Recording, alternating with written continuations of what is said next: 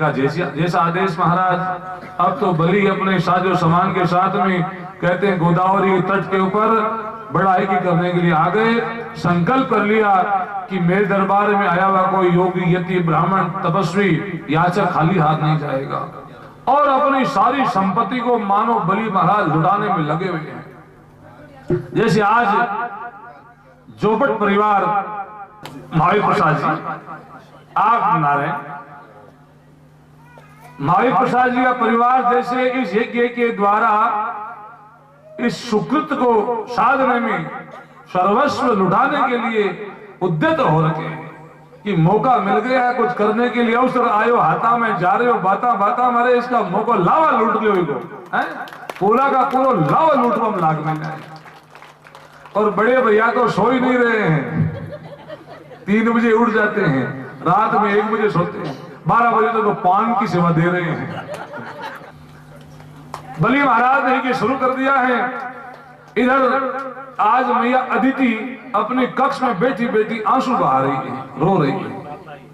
भगवान वामन अपनी माता के पास में आए और कहते मैया आपकी आंखों में मैं आंसू देख रहा हूं, ऐसा कौन सा कष्ट है जो आप अकेली बैठी बैठी इस प्रकार से भोग रही हो, मैया हमें बताओ तो सही।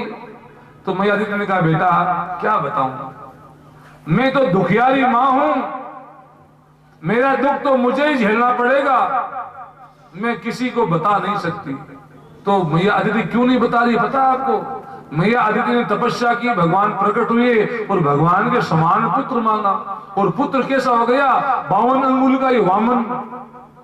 वो तो सोच रही थी कि बड़ी कदकाठी बड़ा बलवान हाथों में हथियार धारण करने वाला मेरे ऐसा पराक्रमी पुत्र होगा, और पुत्र हो गया 52 अंगुल का, और वो भी भिक्षा लेकर के आता है और अन्न लेकर के आकर अपने पिताजी को राजी करा। इतना ही भिक्षा के सिवा दूसरा कोई काम नहीं कर सकता। मैं इसको कह दूंगी तलवार धारण कर हथियार धारण कर, ये क्या तो युद्ध करेगा, क्या कला कौशल दिखाएगा। बेटा क्या बताऊं मैं दुखियारी हूं। भगवान वामन ने कहा मैया वो तो बात ठीक है, लेकिन माँ अपने बेटे को कोई बात नहीं बताएगी तो मैया ये बात तो ठीक नहीं है। और देखो बंधुओं एक सच बात कहूं आपको, आप सब अपने हृदय पे आकर सोचना कि आज हम परिवार में साथ में तो रह रहे हैं लेकिन हम एक दूसरे से दूर हो गए। माँ अपने बेटे को अपनी बात नहीं बता पा रही है, बेटा अपनी माँ को नहीं बता पा रहा है, पुत्र अपने माता पिता को नहीं बता पा रहे हैं, बहू अपने पति को नहीं बता पा रही है। वास्तव में हम बहुत बातों के अंदर हम अपने बेटे को, अपनी बहू को, अपनी सासू को, अपने दुल्हन को कुछ कहना चाह रहे हैं लेकिन नहीं कह पा रहे हैं। हमारे में दूरियां बनती जा रही हैं। इन दूरियों को पाठ दो, भागवत आदि सत्संग के द्वारा ऐसा ज्ञान ग्रहण करो कि परिवार में प्रेम की नदियां बह जाए, आनंद की बहार की नदियां बह जाए। ये मन का जो अंतराल है ये मिट जाए। आप सच में सोचना कि अपने में अंतराल बनता जा रहा है, हम नहीं बोल पा रहे हैं, पता नहीं ऐसे क्या हो गया है। जो सत्य बात है, सच्ची बात है, हमें कहीं कहनी चाहिए, वहां नहीं कह पा रहे। मैया ने कहा बेटा तू दुखी हो जाएगा। बोले मैया दुखी होऊंगा सुखी होऊंगा वो तो आगे की बात है, अपने दुख की बात तो आप मुझे बताओ। बोले बेटा मैंने भगवान की आराधना की, साधना की और मेरी साधना सफल भी हुई। भगवान नारायण प्रकट हुए, उन्होंने मुझे आशीर्वाद दिया, मैंने उनके समान गुणवान ज्ञानवान बलवान रूपवान पुत्र चाहा और मेरे जन्म हुआ तुम्हारा। बोले तो मैया? बोले बेटा मैंने आराधना की थी कि मेरे बलवान पुत्र होगा जो बलि को मार करके त्रिलोकी मेरे पुत्र इंद्र को सौंपेगा, लेकिन तू मेरे घर में अवतरित हुआ, जन्म लिया, तेरे तो शरीर 52 अंगुल का है। मैं अब तुझे कहूंगा तू जाकर युद्ध कर, तो क्या युद्ध करेगा? तू क्या बलि को मारेगा? तू तो ज्यादा बलि से भिक्षा लेके आ सकता है, इससे तू कुछ तुमसे हो नहीं सकता। भगवान वामन हंस पड़े और एक बात कहते हैं मैया बलि ने इतना पुण्य कमा लिया है कि बलि को कोई युद्ध में त्रिलोकी में हराने वाला नहीं है। साक्षात भगवान नारायण सुदर्शन चक्र धारण करके भी आ जाए तो भी बलि को युद्ध में हरा नहीं पाएंगे, क्योंकि वह इतना पुण्यशाली हो गया है। बोले बेटा तो क्या मेरा इंद्र इसी प्रकार दर्द की ठोकरें खाते भटकेगा? बोले नहीं मैया, मैया आपको पता होगा, एक छोटी सी चिंगारी सैकड़ों मन काठ को राख कर देती है। एक छोटी चिंगारी सैकड़ों मन काठ को राख कर देती है। मैया मैं दिखने में छोटा हूं, लेकिन मैं, आप आदेश दो, मैं भिक्षा के लिए बलि के दरबार में जाऊंगा और त्रिलोकी मांगूंगा, और मैया मैं त्रिलोकी को उससे ग्रहण कर लूंगा, बलि को मारूंगा मैं नहीं, और सब कुछ लेकर के आगे पुत्र में इंद्र को दे दूंगा। आप आदेश दो। तो पुत्र मेरा आदेश है, तुम जाओ ऐसा ही करो। तो आज भगवान वामन अपने हाथ में कमंडल लेकर के और बलि महाराज के दरबार की ओर भिक्षा के लिए प्रस्थान करते हैं, बड़े प्रेम के साथ में।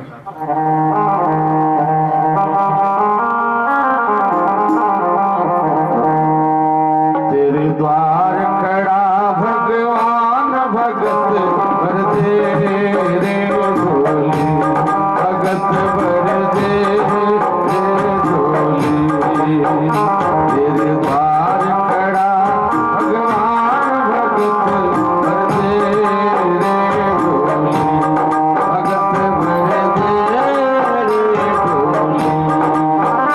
तेरा होगा बड़ा ऐसा, तेरा होगा बड़ा ऐसा, कि जुग जुग तेरी रहेगी शान, भगत भर दे रे झोली, भगत भर दे रे झोली। खड़ा भगवान भगत भर दे रे झोली,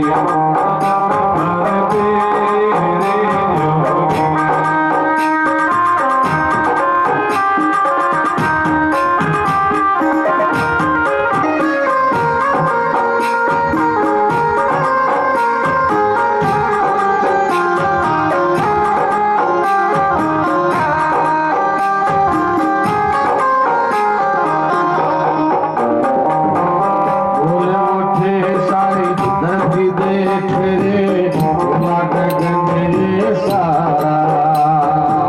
बोले उठे सारी धरती देख रे, भोला गगन रे सारा। भीख मांगने आया तेरे घर, जगत का पालन हारा रे, जगत का पालन हारा। आज तेरा मेहमान, आज तेरा मेहमान, कर ले रे मुझसे जरा पहचान, भगत भर दे रे झोली, भगत भर दे रे झोली। तेरे द्वार खड़ा भगवान भगत भर दे रे झोली, भगत भर दे रे झोली।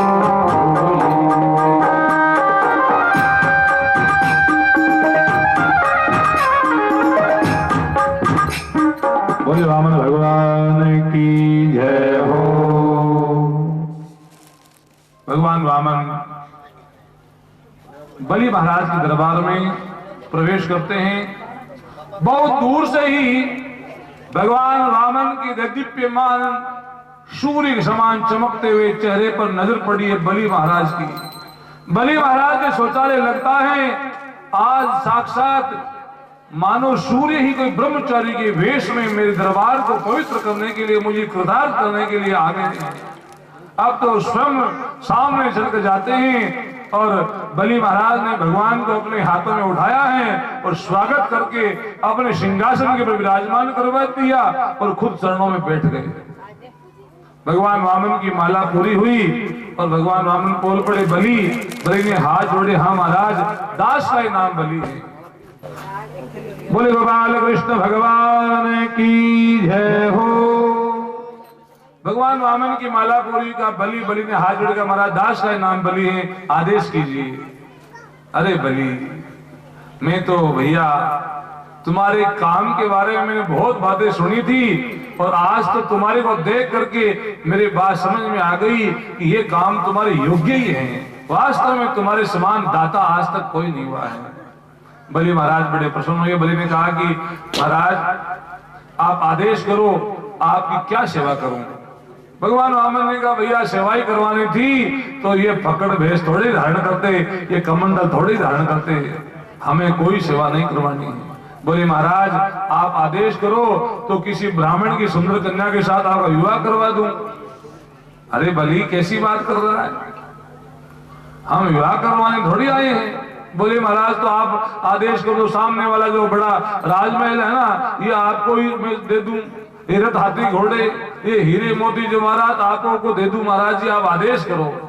भगवान वामन ने कहा बली हमने तो भैया लेना कुछ नहीं है, हम तो तेरे दर्शन करने आए हैं, तुम्हारी कीर्ति सुनी थी, तुम्हारे बारे में हमने चर्चा सुनी थी कि बली बड़ा दानी है, बड़ा ज्ञानी है। भैया बली एक बात कहूं, तूने तो तुम्हारे पिता विरोचन महाराज और दादाजी प्रहलाद जी की कीर्ति को भी और बढ़ा दिया है। भगवान वामन ने बलि की इतनी बढ़ाई की कि बलि गर्व से फूल गया। ओहो भगवान इतना मुझ में सामर्थ्य नहीं है, आप तो आदेश कीजिए। और देखो भाई एक तरीका भी है, किसी से कुछ लेना होता है ना तो थोड़ी बढ़ाई करनी पड़ती है, तो बढ़ाई करने से क्या होता है कि उसका मन और बढ़ जाता है।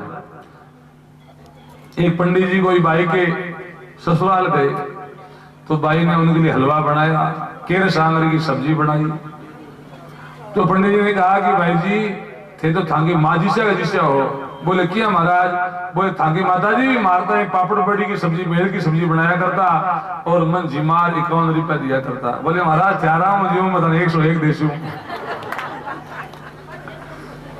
तो कहने का तात्पर्य है कि भाई ये सीधो सीधो थोड़ी मिला करे, थोड़ी तो बढ़ाई, थोड़ी तो कीर्ति का बखान, थोड़ा गुणगान।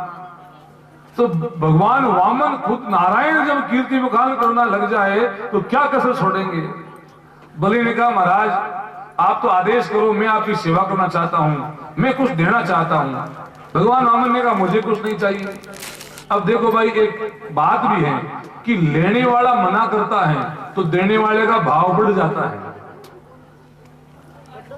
और लेने वाला कहता है ये भी चीज ये भाभी जी आ साड़ी 2 मंचों की लागी है। अरे 2 साड़ी पहले कार्ड ले आया ना बाबू, दोनों ही मंचों की लागी है।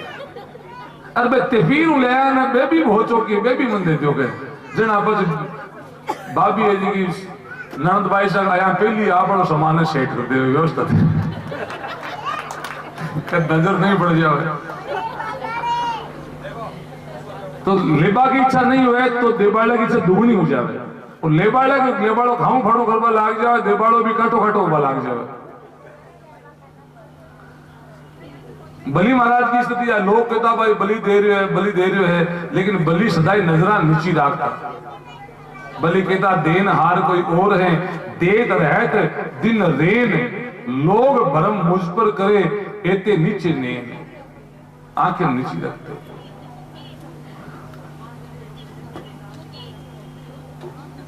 बलि बड़े उदार हैं। भगवान वामन ने कहा कि बलि मुझे कुछ नहीं चाहिए। बोले महाराज आप आदेश करो। जो बार बार कहने पर भगवान वामन ने कहा चलो भाई अब तू इतना ही कह रहा है ना तो एक काम कर, मुझे 3 पैर भूमि दे दे और वो भी मैं अपने पैर से नापूंगा। तो बलि हंस पड़ते हैं। बलि ने कहा कि महाराज ठहरे तो ब्राह्मण के ब्राह्मण, अरे जैसा शरीर है ना वैसी आपकी बुद्धि है, आपको मांगना ही नहीं आता है। पता है आपको मैं कौन हूं?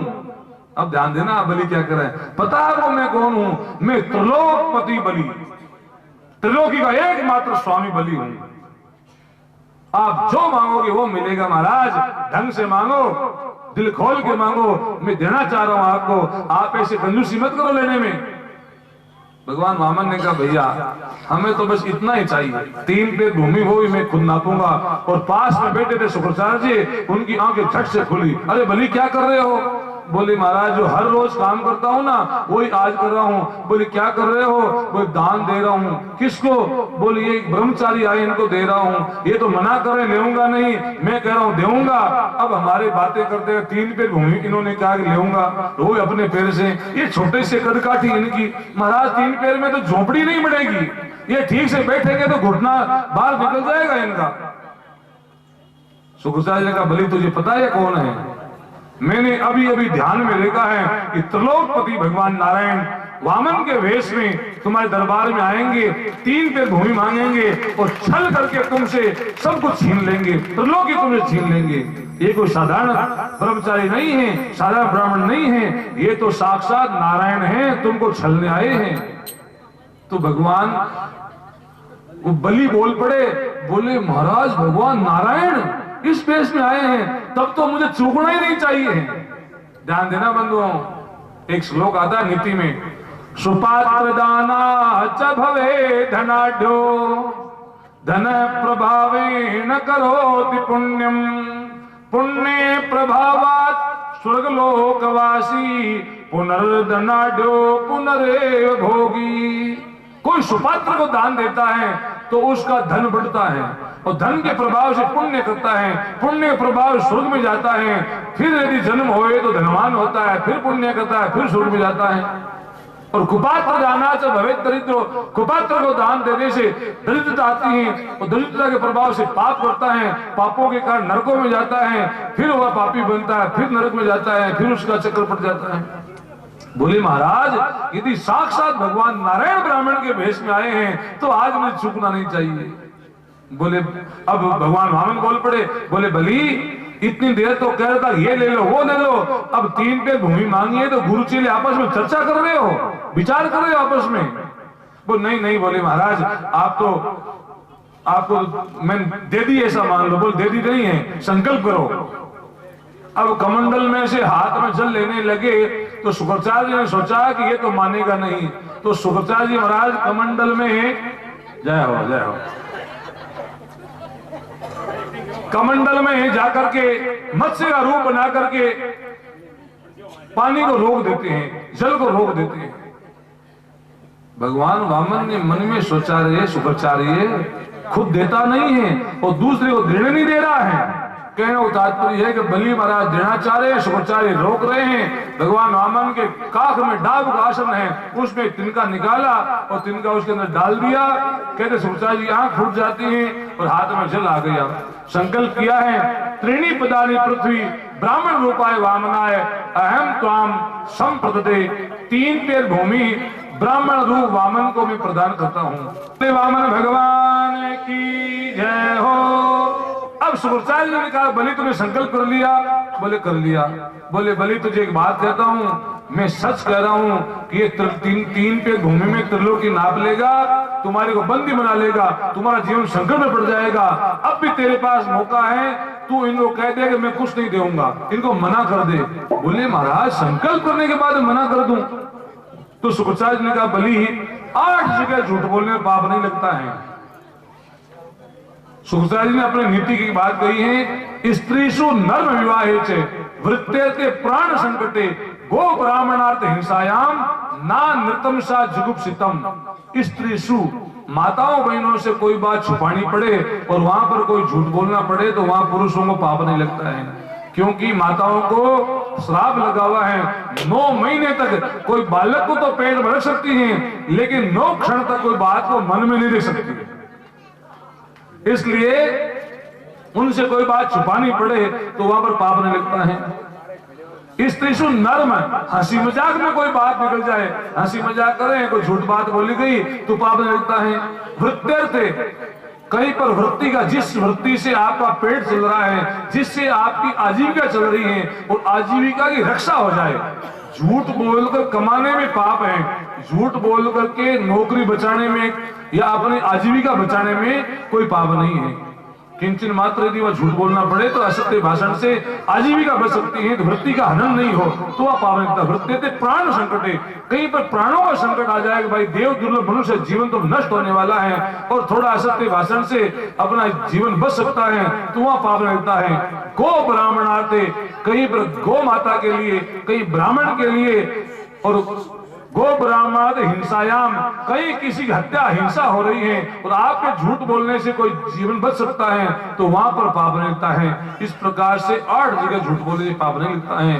तो शुक्राचार्य जी ने कहा कि भले तुम्हारा जीवन संकट में है और तू एक काम कर, मना कर दे। बलि ने हाथ जोड़े और कहा, गुरुदेव, आज तक मैंने इस जीवन में कभी भी आपकी कोई आज्ञा का उल्लंघन नहीं किया है। चाहे मुझे आज आपकी आज्ञा उल्लंघन करने के लिए नरकों में जाना पड़े तो भी मुझे स्वीकार है, मैं तो मना नहीं करूंगा। अब तो शुक्राचार्य नाराज हो गए। बलि, तू मेरा कहना नहीं मानता है, जा कहीं के मैं तुम्हें श्राप देता हूं, त्रिलोकी तुम्हारे हाथों से निकल जाए। तो इधर वो श्राप देके शुक्राचार्य तो चले गए। बलि ने हाथ जोड़े और कहा, गुरुदेव, हे प्रभु, हे ब्राह्मण देवता, हे ब्रह्मचारी, जहां से इच्छा हो वहां से आप 3 पैर भूमि नाप लो। भगवान वामन तो अपने स्थान पर खड़े हो गए। बलि ने सर झुकाकर प्रणाम कर ही रहे थे तो भगवान वामन सिंहासन के ऊपर खड़े हो गए। कहते हैं कि एक पैर में पृथ्वी सहित ब्रह्मलोक को और दूसरे पैर के अंदर संपूर्ण त्रिलोकी को नाप लिया। भगवान ने तो मानो 2 ही पैरों में त्रिलोकी को नाप लिया है। भगवान वामन ने कहा, बलि, जरा ऊपर देखो। बलि, जरा ऊपर देखो। बलि ने ऊपर देखा तो भगवान का कोई और छोर नहीं है। बोले, भगवान, बलि, तूने तो 3 पैर का संकल्प किया था, मैंने 2 पैर में त्रिलोकी नाप ली है, तीसरा पैर कहां रखूं, बता। तूने संकल्प किया 3 पैर देने का।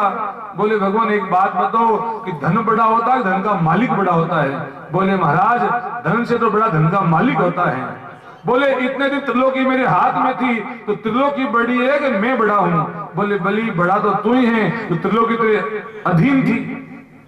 तो बलि ने कहा कि महाराज, संतों ने शरीर को ही धन कहा है, एक काम करो, ये 30वां चरण मेरे सर पे रख दो और मेरा संकल्प पूर्ण करो। बलि ने अपना सर झुकाया है। भगवान वामन ने अपना 30वां पैर बलि के सर पे रखा है। बंधुओं, जन्म जन्म जन्म कराई, अंत राम का चुहावत नहीं।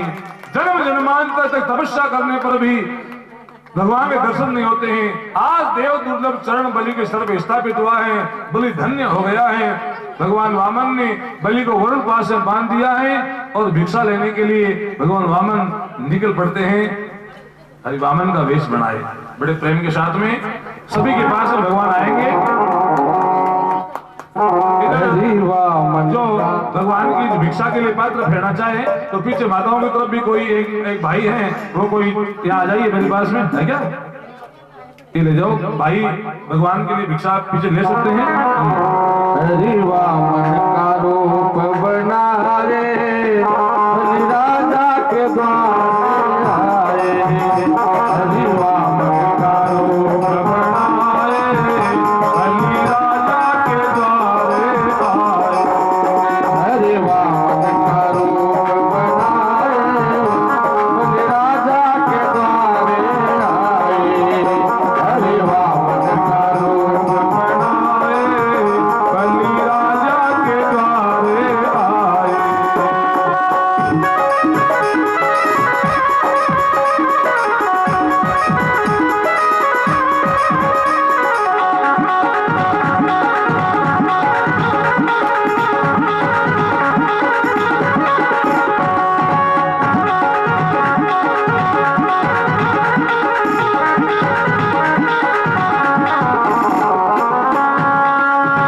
उनके नन्हे नन्हे हाथ, उनके नन्हे नन्हे पाँव, उनके नन्हे नन्हे हाथ, उनके नन्हे नन्हे पाँव। पैरों में खड़ा वो सुहाए, बलि राजा के द्वारे आए। पैरों में खड़ा वो सुहाए, बलि राजा के द्वारे आए।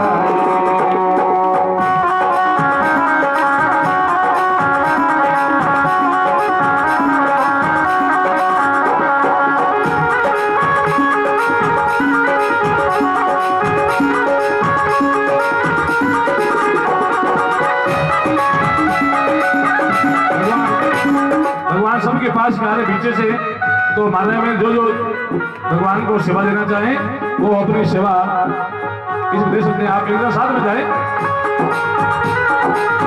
साथ आगे हो जाओ बाप भगवान के। जय हो।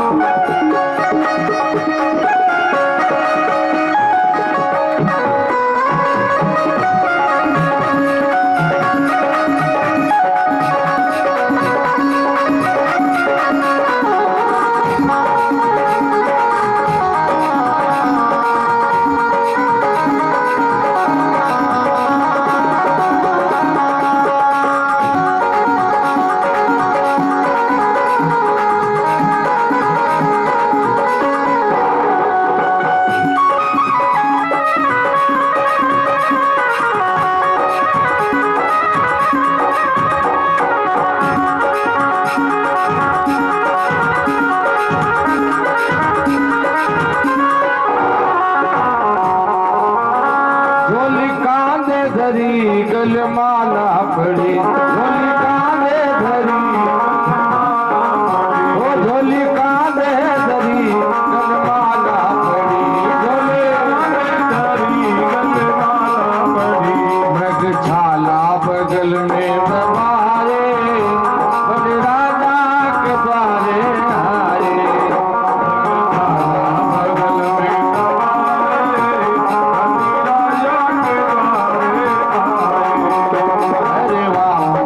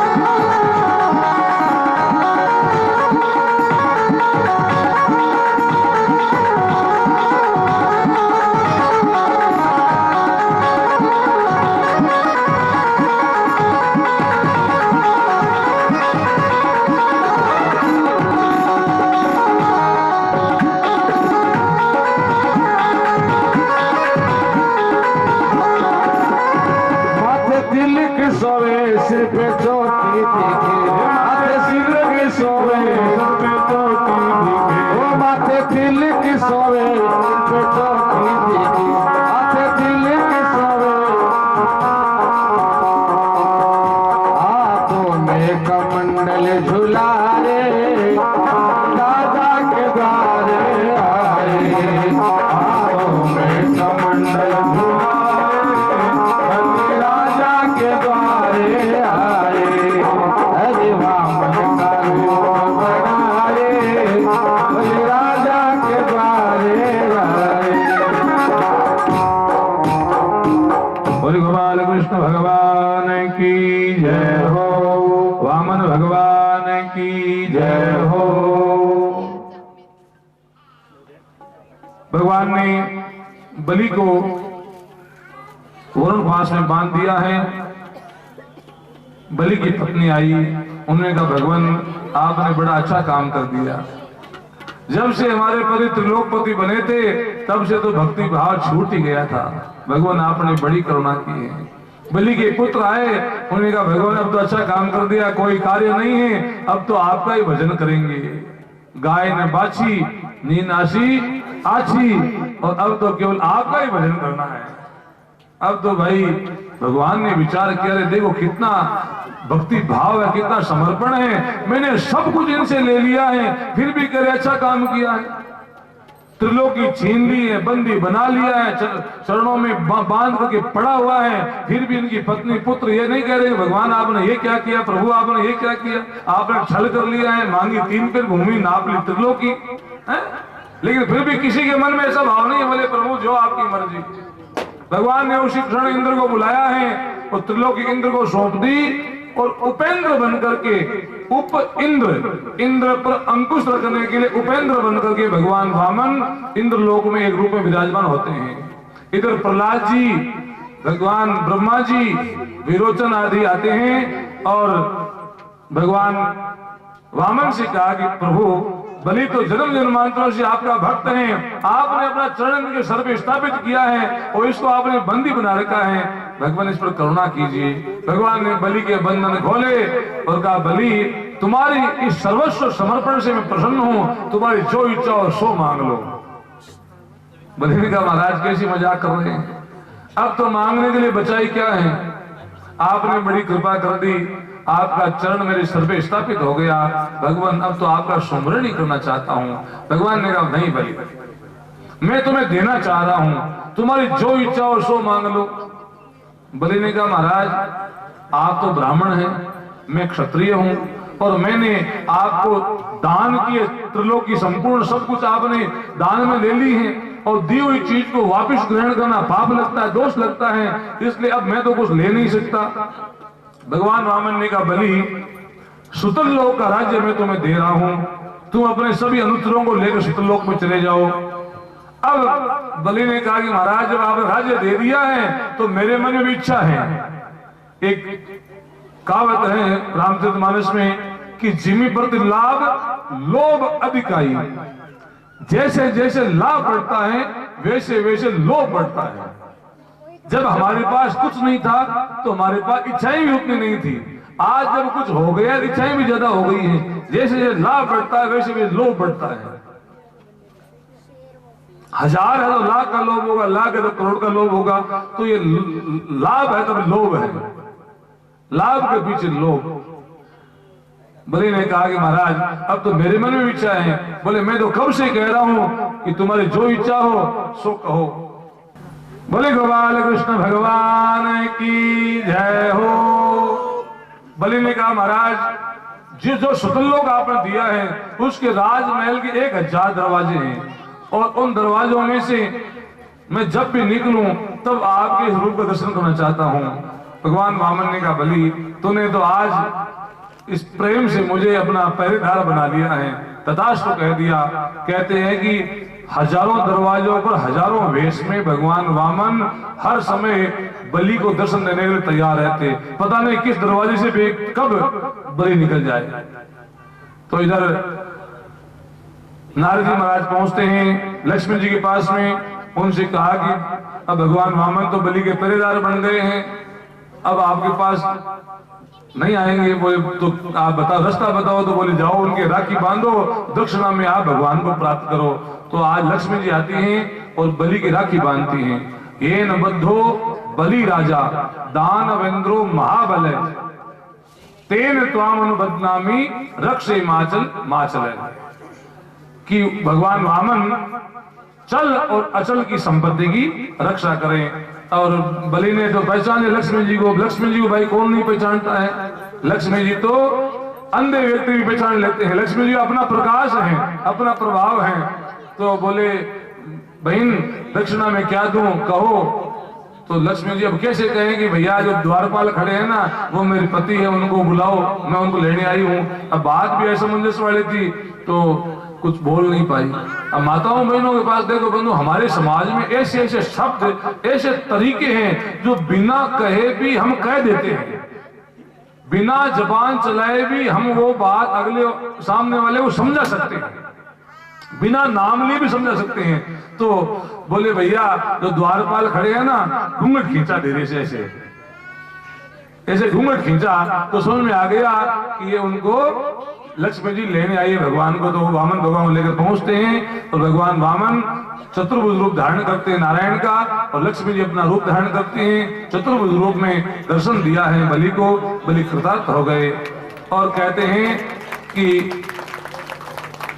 भगवान वामन से बलि ने प्रार्थना की। बोले महाराज आप 8 महीने तो वैकुंठ में रहो और 4 महीने चौमासी के जो समय है वो समय मेरे पास विश्राम किया करो आप। तो अपना जो चौमासा लगते हैं ना जिसको हम देव सोना कहते हैं, तो देव शयनी एकादशी लेकर के कार्तिक की जो देवोत्थान एकादशी है, देव उत्थापन एकादशी, उस एकादशी तक 4 महीने भगवान नारायण वामन के रूप में या यूं कहें कि बलि महाराज के पहरेदारी करने के लिए सुतलोक में जाते हैं। इसलिए जब भगवान खुद ही वैकुंठ में उस समय नहीं होते हैं तो उन चौमासे के अंदर मांगलिक कार्य वर्जित है। देव शयन का ही अर्थ है। देव शयन कहने का तात्पर्य है कि उस समय भगवान वैकुंठ में न होकर के भगवान सुतलोक में विश्राम कर रहे हैं या बलि के दरबार में है। तेरी शरण में गंगा मैया जो भी आए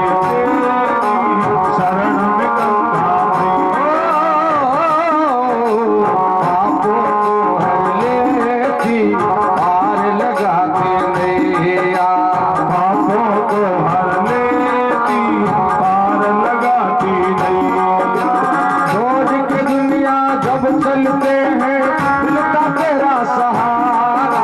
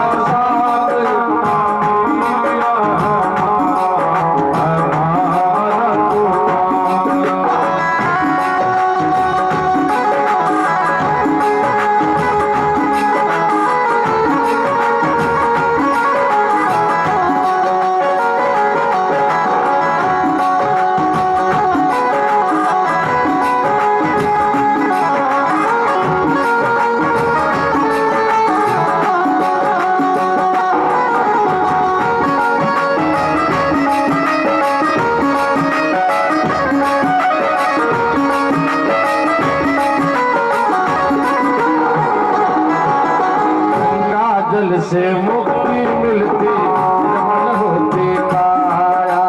गंगा जल से मुक्ति मिलती निर्मल होती काया। गंगा तट पर प्राण तजे जो ज्योति है फल पाया। गंगा तट पर प्राण तजे जो ज्योति है फल पाया। सदियों से लहराती जाए आगे जैसी धारा।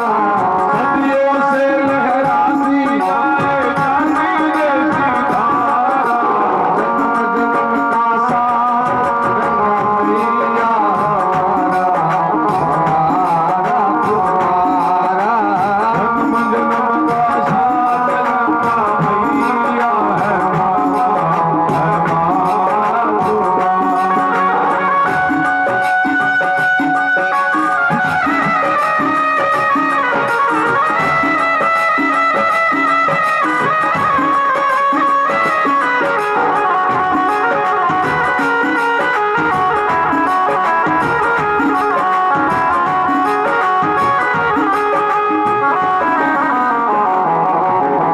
गंगा जो नहा ले वो निर्मल हो जाए। गंगा जो नहा ले वो निर्मल हो जाए। भक्त खड़े कर जोड़े महिमा तेरी गाए। भक्त खड़े कर जोड़े महिमा तेरी गाए। दुखियों के दुख हरने वाली करते हैं जयकारा। दुखियों के दुख हरने वाली करते हैं जयकारा। जन्म जन्म का साथ गंगा मैया हमारा तुम्हारा। जन्म जन्म का साथ गंगा मैया हमारा तुम्हारा। हर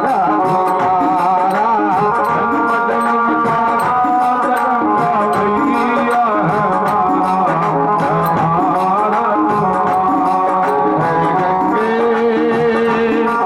गंगे हर हर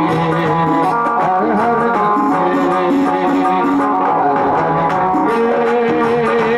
हर हर गंगे हर हर गंगे। गाँव ही दशरथ जी महाराज वशिष्ठ जी के पास पहुंचते हैं, चरणों में दंडवत किया है, घुटनों के बल हाथ जोड़ के बैठ गए। गुरुदेव वशिष्ठ जी महाराज ने दशरथ जी के इस मलिन चेहरे को देखा और कहा, राजन क्या बात है, आज आपके चेहरे पे उदासी है। बोले, गुरुदेव आप तो सब जानने वाले हैं, गूंगा तेरी बात को और न जाने कोई, कह जाने तेरी मावड़ी, कह जाने तेरी जोड़। महाराज आप तो हमारे चित्त की गहराई को भी जानने वाले हैं। वशिष्ठ जी महाराज बोल पड़े, राजन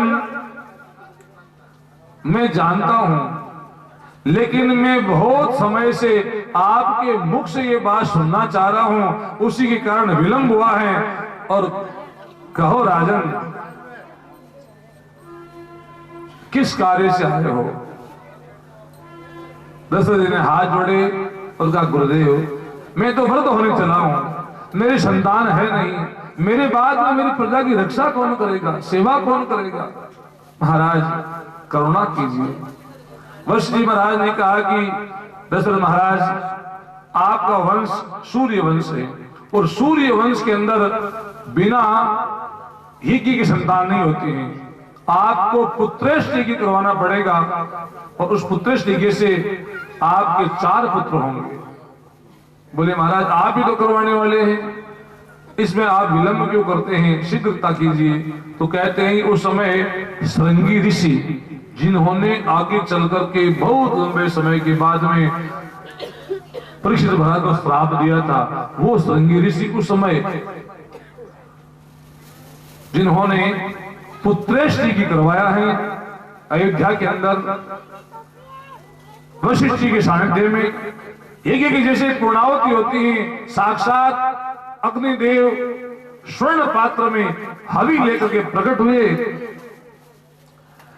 वह स्वर्ण पात्र वशिष्ठ जी के हाथ में दिया है, वशिष्ठ जी ने वो पात्र दशरथ जी को दिया और कहा कि महाराज अपने तीनों रानियों को ये प्रसाद खिला दीजिए।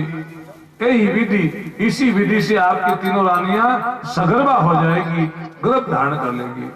दशरथ महाराज वो प्रसाद लेकर पहुंचते हैं और उसमें से एक हिस्सा स्वयं ने लिया और उसके 3 हिस्से करके तीनों रानियों को प्रदान कर दिए हैं। सुमित्रा जी कुछ प्रकृति से भोली हैं। सुमित्रा जी ने अपने द्रोण पात्र को कहीं पर रख दिया है। इतने में एक चील उड़ती हुई आती है और चोंच में उस पात्र को उठा करके उड़ जाती है। ऋषमुख पर्वत के ऊपर अंजना मैया भगवान सूर्य की उपासना में लगी हुई हैं, दोनों हाथ फैलाए हुए हैं और उसी क्षण वह चील ऊपर आती है, उसकी चोंच में से द्रोण पात्र छूट गया, आकर के हाथ में गिरता है। अंजना मैया ने तो देखा, कुछ दिखाई दिया नहीं, वो प्रसाद पाया। उस प्रसाद के प्रभाव से श्री हनुमान जी महाराज का प्राकट्य हुआ। बोले श्री हनुमान जी महाराज की जय हो। भगवान राम और श्री हनुमान जी महाराज, इनका प्राकट्य स्थल एक ही है, यज्ञ संभूत है वास्तव में। इधर सुमित्रा जी ने दौड़ करके दोनों माताओं के पास में गई, बोले बहनों मेरा तो प्रसाद है, पता नहीं कहीं खो गया है। तो दोनों ने अपना प्रसाद, थोड़ा थोड़ा प्रसाद उनको दिया है। तीनों माताएं प्रसाद पाती हैं और इस विधि से तीनों सगर्भा हो गई, तीनों ने गर्भ धारण कर लिया। अब जब से मैया कौशल्या ने गर्भ धारण किया है, तब से तो उनका चित्त भगवान के चरणों में रमा हुआ है। कौशल्या मैया पहले से ही भगवान की अत्यंत भक्ता है, लेकिन जब से वो गर्भ धारण किया, प्रसाद पाया है, तब से तो उनको भगवान के सिवा कुछ दिखाई नहीं देता है। एक दिन की बात, गर्भ जब पूर्णावस्था आता है और दोपहर के समय में कौशल्या जी अपने कोठरी में बैठी हुई थी और भगवान का चिंतन कर रही थी। उसी क्षण वहां पर एक प्रकाश पुंज प्रकट हुआ और देखते ही देखते वो प्रकाश पुंज चतुर्भुज रूप में उनका प्राकट्य भगवान नारायण के रूप में होता है। कौशल्या जी बड़े प्रेम से भगवान की आरती उतारती है, स्तुति करती है। प्रगट कृपाला दीन दयाला कौशल्या हर सिद्ध महतारी मुनि मनहारी अद्भुत रूप विकारी लोचन अभिरामा तन घनश्यामा निज आयुध भुजधारी भूषण वनमाला नयन विशाला शोभा सिंधु करारी तुय कर जोरी स्तुति तोरी कई विधि करो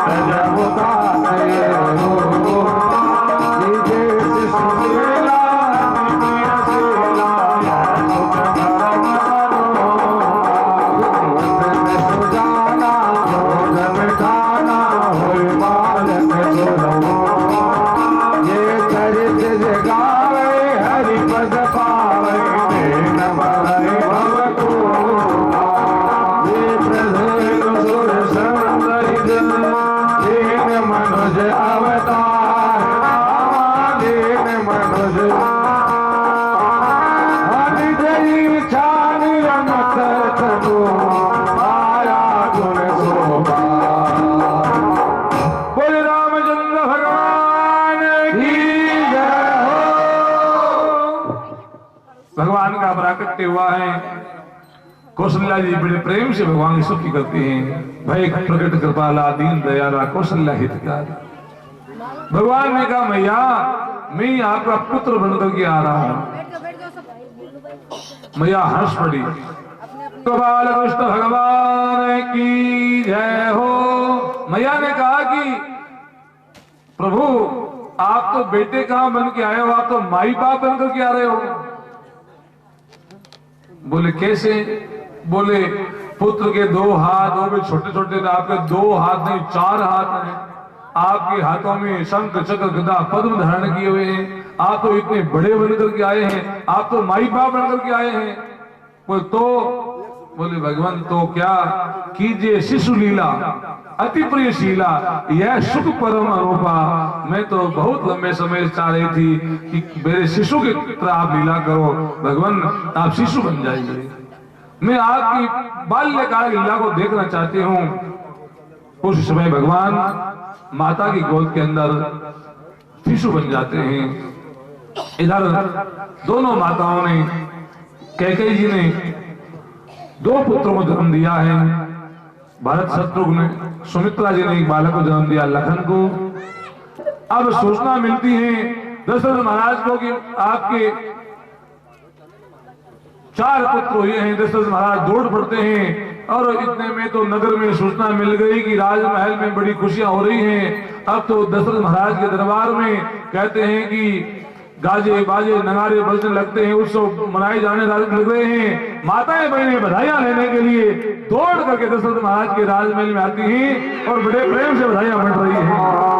राजा दशरथ के दरबार बाजा बाज गया, राजा दशरथ के दरबार बाजा बाज गया, ओ बाजा बाज गया, बाजा बाज गया, बाजा बाज गया, बाजा बाज गया, ओ राजा दशरथ के दरबार बाजा बाज गया, दशरथ के दरबार बाजा बाज गया।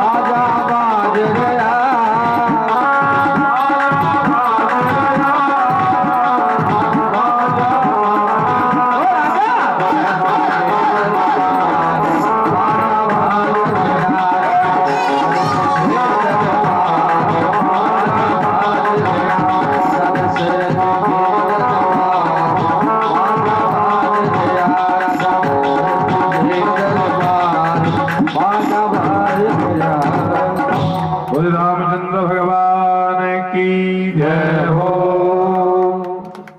दशरथ महाराज के राजमहल में बड़ी बधाइयां बट रही है। वशिष्ठ जी महाराज को बुलाया गया है और वशिष्ठ जी महाराज ने चारों बालकों के नामकरण संस्कार किए हैं। बड़े बालक का नाम राम, छोटे का नाम भरत, लक्ष्मण और शत्रुघ्न, चारों भाइयों के नामकरण संस्कार किए गए हैं।